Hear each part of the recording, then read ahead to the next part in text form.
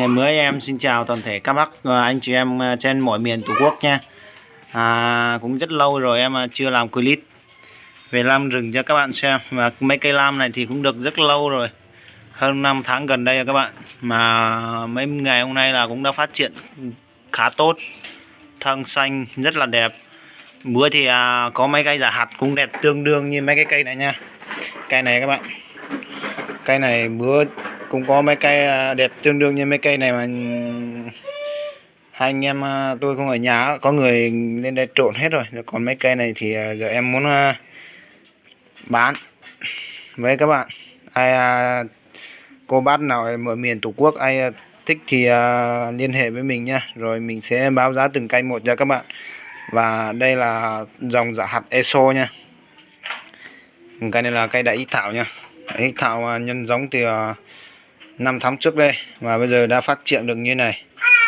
Bữa là cái đại ít thảo mẹ của nó là gần 10 kg nha, nhưng mà đi làm xa nên bị người ta trộn rồi, giờ còn mấy cái cây nhỏ này thôi. Bác nào mà ưng cây lam này thì điện cho mình, rồi mình sẽ gửi cho các bác nha. Tương đương giá rất là bèo và đẹp này, xanh, thân rất là xanh và đẹp nha các bạn. Còn cây này là cây giả hạt nha, giả hạt ESO nha. Đây các bạn xem này, màu xanh tươi rất là đẹp. Còn bên này có cây quế nha các bạn. Cây quế cũng tương đương đẹp nha. Nói chung thì lam rất nhiều, nhưng mà bị mấy bữa không ở nhà là bị người ta ăn trộn hết rồi. Còn mấy cây này là muốn bán đi. Bác nào mà ưng được mấy cái cây lam này thì điện cho mình nha. Cây này là cây giả hạt ESO chuẩn luôn nha. Đây, thân rất là cực kỳ là béo nha, đẹp, béo và đẹp luôn. Thì bây giờ thì mình cũng xin báo giá với các bạn nha. Cây này chắc cây này là 400.000 nha, 400.000 cả cây. Hai cây này có mấy kỳ luôn các bạn, mấy kỳ cực kỳ béo nha, béo và đẹp luôn. Khi nào là giả hạt ESO chuẩn luôn nha. Đấy, rất là đẹp nha. Còn cây này thì nãy mình cũng đã quay sơ qua rồi, nhưng mà chưa báo giá với các bạn. Bây giờ mình cũng xin báo giá luôn nha. Cây này thì chắc cứ 300.000 nha các bạn. Cây này rất là đẹp nha. Cây này chưa thấy hoa. Hoa thì chừng nào nó lớn thì các bạn sẽ thấy hoa, rất là đẹp nha. Đây. Còn cây này thì trăm mấy nha các bạn, trăm dưới gì đó. Cây đại ít thảo này mình cũng xin báo giá với các bạn là cây này thì phải 200.000 nha các bạn. Còn cây này này, cái giả hạt ESO tương đương đẹp nhất cả mấy cây lam này của mình nha. Cây này thì